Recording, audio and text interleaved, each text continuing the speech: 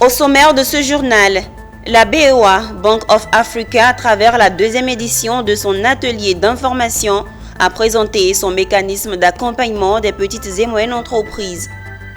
Dans le cadre du 20e anniversaire du FIRCA, Fonds interprofessionnel pour la recherche et le conseil agricole, les acteurs des filières agricoles se sont rencontrés pour présenter leur organisation. Changement climatique, les personnes atteintes de l'albinisme sensibilisent. Et puis, nous parlerons de l'intelligence artificielle. La CGECI, Confédération Générale des Entreprises de Côte d'Ivoire, forme les dirigeants d'entreprises sur la thématique.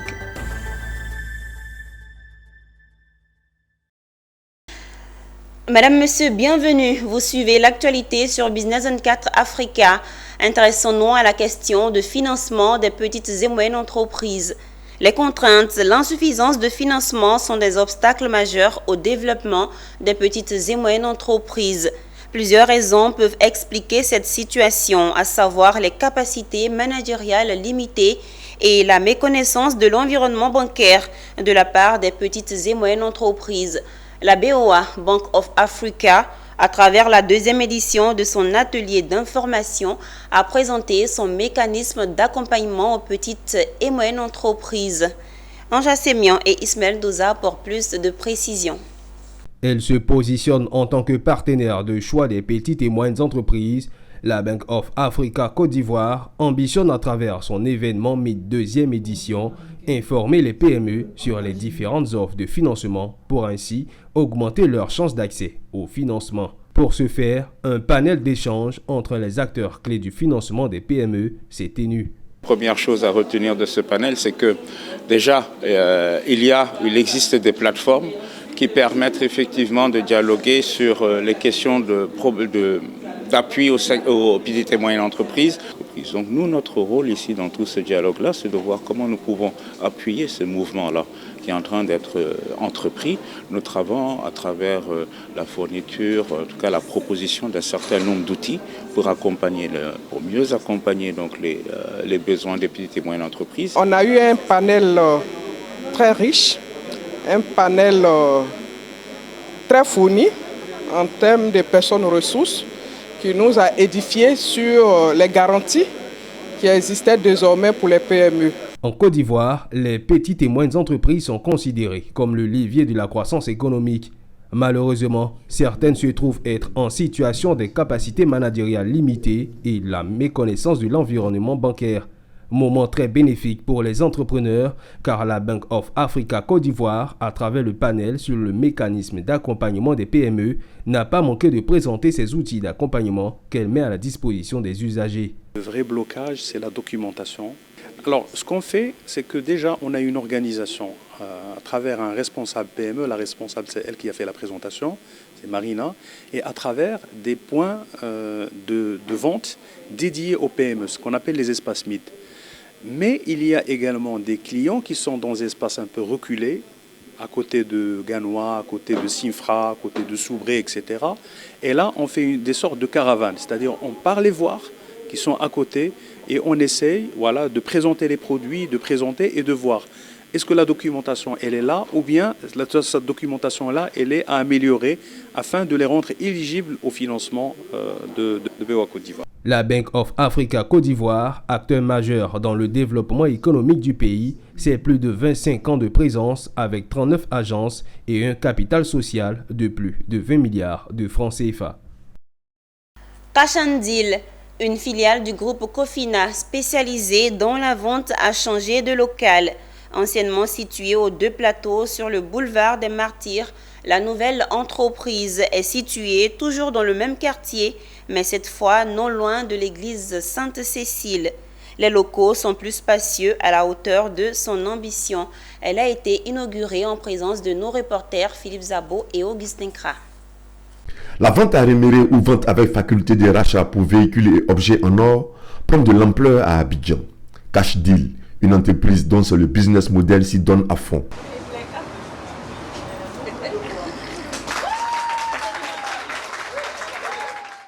Jouissant d'une belle et grande expérience dans ce domaine, Cash Deal a donc décidé de se rapprocher de sa clientèle, mais en lui offrant un cadre d'accueil approprié et agréable. Cash Deal s'est donc offert un nouveau siège de 10 pièces sur 2 niveaux.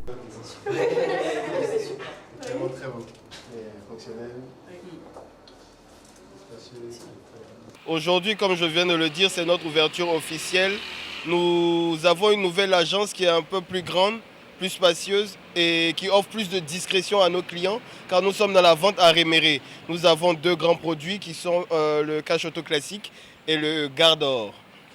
Le cash auto classique, c'est lorsque vous êtes dans un besoin urgent d'argent, vous venez avec votre véhicule que nous expertisons et en fonction de l'expertise et de la valeur de votre véhicule sur le marché, nous achetons votre véhicule à un certain montant. Et vous avez la faculté de venir le racheter sur 1, 2 ou 3 mois. Mais cela occasionnera des commissions de vente ou de rachat. Et c'est pareil aussi pour le garde-or, mais contrairement au cash auto, c'est pour les bijoux en or. Cash Deal fait partie du groupe Cofina, spécialisé en mésofinance. Le but premier de Cash Deal est de répondre aux urgences de trésorerie de ses clients dans les pays où il est présent, comme le Sénégal, le Gabon et le Mali. Intéressons-nous à l'agriculture. La maison des filières agricoles s'est ouverte pour une série d'expositions récemment à Cocody dans le cadre du 20e anniversaire du FIRCA, Fonds interprofessionnel pour la recherche et le conseil agricole. Tenu sous le thème FIRCA, quel positionnement pour une contribution efficace au développement structurel durable de l'économie agricole ivoirienne après 20 ans d'existence. Ces journées promotionnelles des filières agricoles organisées au siège du FIRCA se tiennent jusqu'au 1er août 2023. Anja Semien et Richard Akeke nous rapportent les faits. Le Fonds interprofessionnel pour la recherche et le conseil agricole est devenu un acteur majeur du développement agricole en Côte d'Ivoire. Cette année marque le 20e anniversaire de la création du FIRCA et quoi de plus normal que de célébrer ces années avec les filières autour du thème FIRCA, quel positionnement pour une contribution efficace au développement structurel durable de l'économie agricole ivoirienne après 20 ans d'existence. Comme vous le savez, le FIRCA, qui est le Fonds interprofessionnel pour la recherche et le conseil agricole, célèbre ses 20 ans d'existence en 2023. Et ce chemin d'excellence et d'exception n'aurait été possible sans la contribution des filières agricoles. Au début, une dizaine, aujourd'hui presque une trentaine, qui ont cru au FIRCA, qui ont accompagné le dispositif et souvent qui sont battus aux côtés du FIRCA pour avoir les résultats qui vous sont présentés tout au long de ces célébrations. Donc pour nous, il était important et nécessaire de leur rendre cette tribune-là sous forme d'hommage pour leur permettre de s'exprimer à nos côtés et de voir ensemble le chemin parcouru pendant les 20 ans. Ce sont les filières d'EVA, le karité et le gingembre qui étaient à l'honneur à la maison des filières agricoles. Outre une exposition de produits et sous-produits transformés, cette 4e journée dédiée aux filières agricoles était marquée par une communication sur les thèmes huile de palme, préjugés et bienfaits sur la santé, ainsi que la présentation des acquis des 2 filières depuis la création du FIRCA en octobre 2003. Il faut dire que nous, au Karité, notre mère, c'est le FIRCA qui nous a appris depuis le berceau, depuis 2014 jusqu'à ce jour. Et le FIRCA continue toujours de nous aider. Et je suis très ému, très content ce matin, à 3e jour pour la cérémonie, les 21 de la cérémonie de FIRCA pour ses 20 ans d'existence. Vous savez que l'assistance technique avait été interrompue pendant quelques années suite à la dissolution de l'APPH.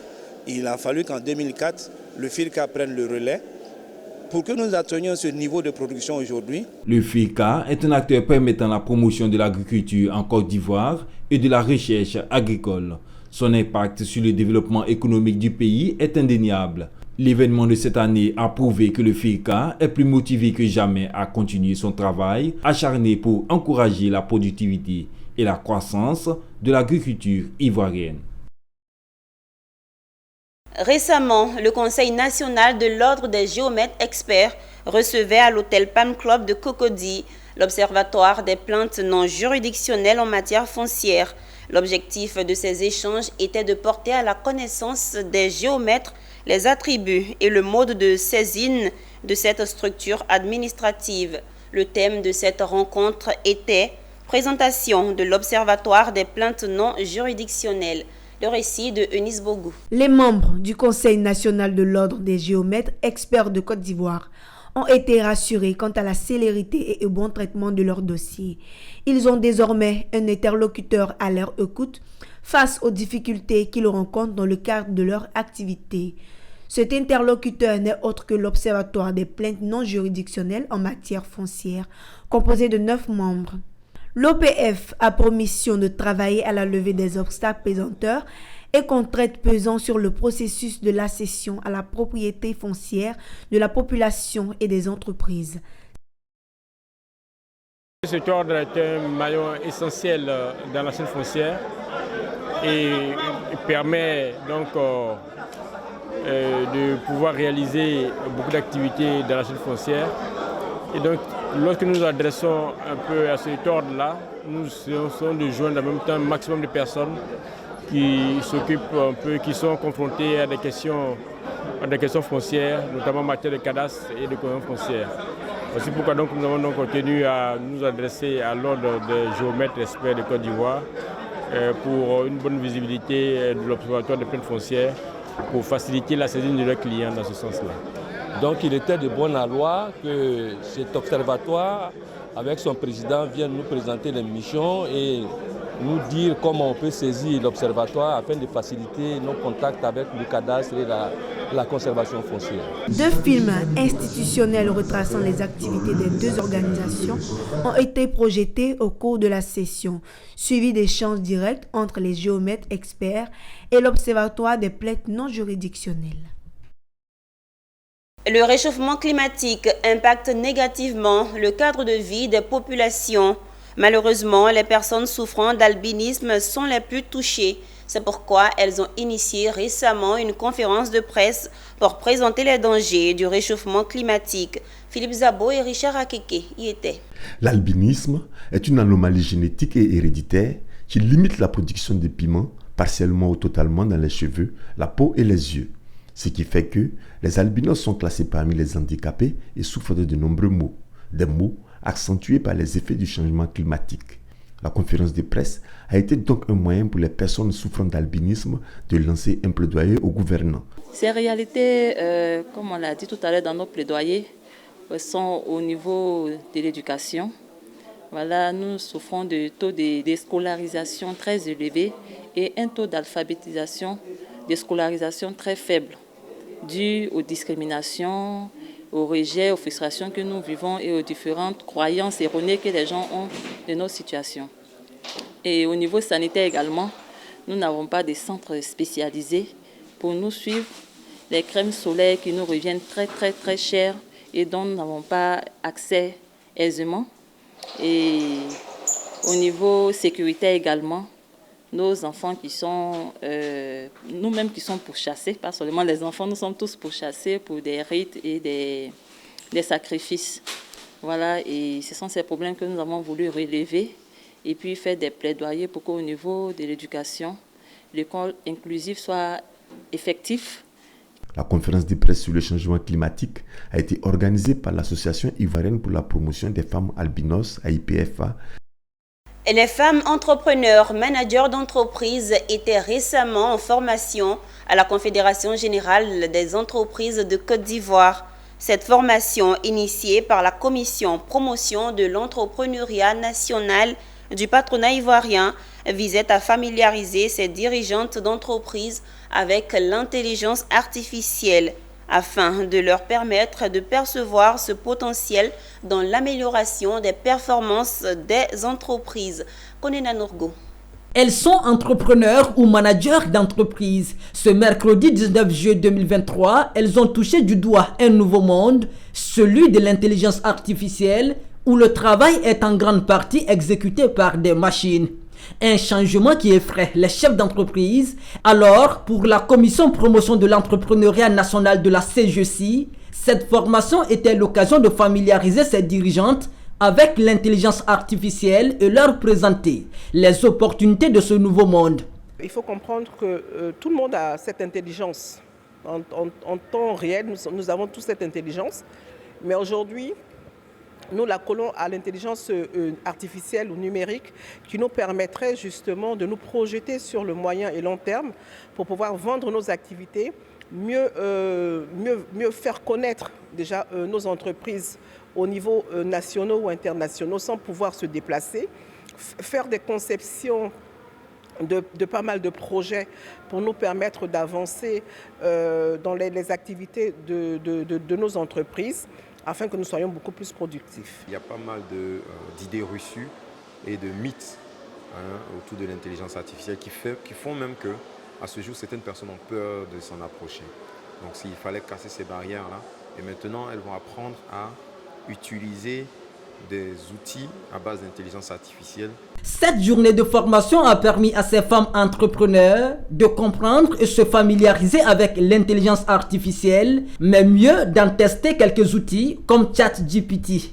Une séance de formation qui a changé le regard de ces femmes sur l'intelligence artificielle et même d'envisager son adoption dans le cadre de leurs activités. En tant que transporteurs, déjà, nous pourrons former nos transporteurs à cette intelligence artificielle, déjà de ne pas avoir peur du changement et également au niveau de l'utilisation même de l'application, de tout ce qui est adresse mail. Cette formation a été organisée par la Commission promotion de l'entrepreneuriat national de la CGECI sur le thème « L'intelligence artificielle, facteur d'amélioration des entreprises dirigées par les femmes ». Ouvrons à présent une page sur le renforcement de capacités. Il s'est tenu récemment à la Maison de la Presse un atelier de renforcement de capacités des hommes et femmes de médias. Le thème choisi pour instruire ces journalistes, égalité du genre et la sécurité des femmes journalistes et professionnelles de la communication. L'objectif était de leur donner des rudiments afin de favoriser la présence des femmes dans les organes de prise de décision. Le reportage est signé Mondésir Nascimento et Ezekiel Siri. Ils sont une vingtaine d'hommes et de femmes de médias à suivre cette formation. Axée sur le thème « Égalité de genre et la sécurité des femmes journalistes et professionnelles de la communication », l'atelier s'est donné comme objectif de mutualiser les efforts afin de porter le genre, inciter la représentativité des femmes dans tous les secteurs et leur permettre d'affirmer leur leadership. Cet atelier, tenu le mercredi 19 juillet 2023 à la Maison de la Presse, est une initiative de l'UNJCI en collaboration avec l'Union des journalistes norvégiens. Ce qui justifie la présence de Jean-Claude Koulibaly, président de l'UNJCI, venu lui aussi partager sa vision sur le genre avec ses confrères. Ce matin, il s'agit vraiment de donner les rudiments à des journalistes, femmes et hommes, à des professionnels des médias, leur expliquer comment il faut d'abord s'approprier ses droits en termes d'égalité, bien sûr, et puis ensuite, à quoi cela aboutit. Pour approfondir le thème avec les journalistes, deux femmes de médias consultantes en la matière. Les sous-thèmes égalité, équité ont permis aux journalistes d'avoir une meilleure compréhension du thème central. À travers cet atelier, il s'agit d'outiller les journalistes, les hommes, les femmes journalistes, afin de leur permettre de mieux défendre leurs droits. Le pouvoir s'acquiert, aucune place ne sera donnée. Pour avoir le pouvoir, il faut avoir les compétences. Et quand tu as les compétences, il faut oser. Et quand tu oses, tu as le pouvoir. Et quand tu as le pouvoir, tu es à l'abri des abus. Nous avons parlé surtout de ces deux notions-là, l'égalité et l'équité, qui sont quand même deux concepts très proches, mais qui ont une petite des nuances, avec des nuances. L'égalité, nous avons cherché à faire comprendre à nos participants la légalité de chance qui permet à chacun, selon la loi, de bénéficier des mêmes droits. Une remise d'attestation a sanctionné la fin de cette journée de formation. Nous parlons toujours de renforcement de capacités. Le ministère de l'Enseignement technique, de la formation professionnelle et de l'apprentissage a initié une cérémonie à l'ambassade de l'Inde au cours de laquelle 29 enseignants ivoiriens de la langue anglaise ont été présentés. Ces enseignants prendront leur vol à destination de l'Inde le 22 juillet 2023 dans le cadre du programme spécial Académie des talents. Ils se sont vus attribuer des kits à cette cérémonie. Ils sont 29 enseignants ivoiriens dans l'enseignement de la langue anglaise dont les compétences seront renforcées du 22 juillet au 18 août en Inde. Une expérience d'un mois issue d'un partenariat entre la Côte d'Ivoire et l'Inde qui va aider ces enseignants à améliorer leur propre maîtrise de l'anglais et enseigner efficacement cette langue aux apprenants. Des passeports, visas, ordres de mission ont été symboliquement remis aux candidats admis à cette aventure. Toutefois, le ministre de l'Enseignement technique, de la formation professionnelle et de l'apprentissage a exhorté l'ensemble des participants à être des ambassadeurs exemplaires et souligner l'importance de l'anglais qui facilite la communication dans tous les domaines de la vie. L'opportunité qu'on donne aujourd'hui aux professeurs d'anglais, c'est d'aller en Inde pour renforcer leurs compétences dans cette langue. Mais c'est aussi voir comment dans ce pays l'éducation est organisée d'une façon générale. Donc c'est donner cette opportunité à nos compatriotes de sortir de leur système et aller comprendre aussi un autre système. Mais l'idée que nous poursuivons, c'est de renforcer davantage l'Académie des talents.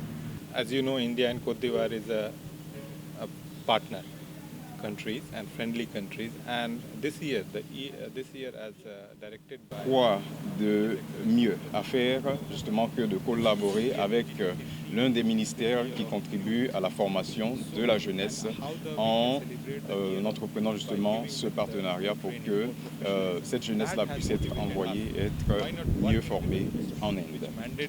Also to training of youth, because once we train the youth, it will contribute to the economy. Ce sont des enseignants conscients de leur mission qui assurent d'utiliser efficacement cette opportunité au profit de la Côte d'Ivoire. Nous sommes des lieutenants, nous embarquons dans le bateau du ministre, nous ne pouvons pas le laisser tomber. Nous allons revenir, nous donnons l'assurance que nous allons revenir pour dupliquer, pour implémenter, pour adapter ce qu'on aura appris. L'Académie des talents est un concept innovant qui vise à faire du dispositif de l'enseignement technique, de la formation professionnelle et de l'apprentissage un laboratoire de développement des talents des jeunes, intégrant ce système de formation. Il vise à l'horizon 2030 à recueillir tous les jeunes sortis prématurément de l'enseignement général et à porter le taux d'insertion des diplômés à 90%. Le reportage était signé Michel Brou et Valentin Kra.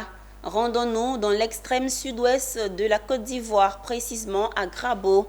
Dans cette sous-préfecture, le village de Niato aura bientôt son château d'eau. La pose de la première pierre a été faite en présence des sociétés coopératives et de la direction régionale de l'hydraulique de San Pedro. Abel Kwao, dans un commentaire de Konena Norgo. La pose de la première pierre du château d'eau du village de Niato dans la sous-préfecture de Grabo était attendue depuis 10 ans. D'où l'engouement autour de cette infrastructure qui viendra changer le mode de vie des populations. Tout un espoir d'avoir de l'eau saine, l'eau courante dans ce petit village reconnu pour sa forte production de cacao. Cacaoculteurs, femmes et enfants verront bientôt leurs rêves se réaliser. L'action est à mettre à l'initiative de 2 coopératives et leurs partenaires, OFI, Olam Food Ingredient. Ce château, c'est vrai que l'entreprise a été choisie pour le réaliser, mais la population doit s'approprier ce château et toutes les activités qui vont se dérouler. Aujourd'hui, on est satisfait, on est content. Depuis près de 10 ans aujourd'hui, on est en train de lutter pour avoir un château d'eau. Population villageoise et autorités administratives ne cachent pas leur joie de voir ce projet de construction de château d'eau atteindre sa vitesse de croisière. C'est une joie pour moi, une joie immense, parce que la création, sinon la construction de ce château, en tout cas, vient à point nommé, parce que cela va permettre à la population de Niato de bénéficier de l'eau potable. Il convient de noter que ce partenariat entre les coopératives SAGN et Kouania du village de Niato et OFI a été mis en œuvre depuis 2013 pour le projet de durabilité dénommé Programme Sassandra. Réunis à Yamoussoukro, capitale politique de la Côte d'Ivoire, la Commission des affaires générales, institutionnelles et des collectivités territoriales a procédé à l'examen de 4 projets de loi présenté par le général Vagondo Diomandé, ministre de l'Intérieur et de la Sécurité. Au terme des échanges, les 4 projets de loi ont été adoptés à l'unanimité des membres présents de la commission. Pierre Tebe nous commente le reportage de Charles Kwaku. Face aux sénateurs, l'émissaire du gouvernement, le général Vagondo Diomandé, ministre de l'Intérieur et de la Sécurité, a présenté l'intérêt des 4 projets de loi, dont 3 relatifs aux districts autonomes et 1 relatif aux collectivités territoriales. Il a expliqué aux sénateurs qu'avec la création du Sénat en 2016, il était nécessaire d'adapter les textes de loi à cette nouvelle réalité. Ainsi, la fonction de sénateur a été ajoutée à la liste des incompatibilités à la fonction de gouverneur du district autonome. Par ailleurs, avec l'augmentation de la population vivant dans les régions et communes, il a été proposé une révision de la composition numérique des organes délibérants et exécutifs des collectivités territoriales. Vous savez que le Sénat a été créé en 2016 et donc il était nécessaire pour nous d'adapter les textes qui ont été pris en 2014 pour tenir compte donc, de l'existence du Sénat. Il faut aussi savoir que dernièrement, je dirais en 2021, le recensement général de la population de l'habitat a été finalisé. Donc la population ivoirienne dans son ensemble a augmenté. Et cela a un impact sur les collectivités. C'est tout cet ensemble-là qui a fait l'objet donc des présentations que j'ai eu à faire aujourd'hui devant le Sénat. Au terme des échanges, les 4 projets de loi ont été adoptés à l'unanimité des membres présents de la commission, mais avec amendement pour les 3 textes relatifs aux districts autonomes. C'est une autre phase qui s'enclenche dans le programme stratégique de transformation de l'aquaculture en Côte d'Ivoire. Lancé l'année dernière à Bouaké, le projet passe à l'étape véritable d'accompagnement des acteurs de la chaîne de valeur. Ils ont à cet effet reçu une dotation en quantité et en qualité d'alevin, importante matière première pour le développement de leur activité. Emmanuel Bonzo. En Côte d'Ivoire, seulement 8000 tonnes de poissons sont produites chaque année contre un besoin de consommation estimé à plus de 650 000 tonnes. Une faible performance de production pour le pays qui s'emploie depuis l'année dernière à inverser la tendance avec le programme stratégique de transformation de l'aquaculture en Côte d'Ivoire, PSTACI. Dans sa réalisation, le programme passe à l'étape d'accompagnement des acteurs de la chaîne de valeur aquacole dont le lancement s'est effectué à la station d'alevinage de la Loca dans la région de Gbeke. Nature de soutien, la dotation en quantité et en qualité d'alevin des stations d'alevinage du Grand Centre. La chaîne de valeur est impactée par plusieurs facteurs, notamment la disponibilité d'alevin de qualité, les aliments et l'aspect technique, l'appui technique, la formation des acteurs. Sur la question des aliments, il y a plusieurs projets de loi qui sont en place, qui sont en élaboration, notamment un projet d'ordonnance qui va permettre une défiscalisation et une réduction des frais de douane en ce qui concerne l'importation d'aliments. Et au fur et à mesure que la production va prendre, nous allons avoir sur notre territoire des usines de production d'aliments de qualité, de manière à ce que la question de l'aliment qui est cher, qui représente 70% du coût d'exploitation, ne va plus se poser. Cet accompagnement des acteurs va aussi se traduire par la formation des jeunes aux activités de la chaîne de valeur et rendre l'investissement accessible à tous. C'est donc la preuve de l'engagement de l'État ivoirien s'employant à réduire considérablement la masse de poissons importés, principalement d'Asie, afin de couvrir 90% des besoins nationaux. Pour les acteurs, ce soutien va contribuer à donner une nouvelle dynamique de développement à leurs activités. Il faut dire que 6 mois en arrière, on passait les commandes au niveau d'Abidjan. Maintenant, grâce au projet PEPTACI, nous sommes en mesure d'avoir les aliments au niveau de Bouaké. C'est vraiment une très grande joie pour la famille des pisciculteurs au niveau de Bouaké. Avec cette mise à disposition exceptionnelle, le PSTACI œuvre ainsi au succès de ce projet pour l'ensemble du pays en visant une production locale de 500 000 tonnes de poissons, en mettant également en place des initiatives innovantes pour le développement du secteur aquacole national. C'est la fin de ce journal. Merci de nous avoir suivis. Les programmes se poursuivent sur Business 24 Africa, la télé utile.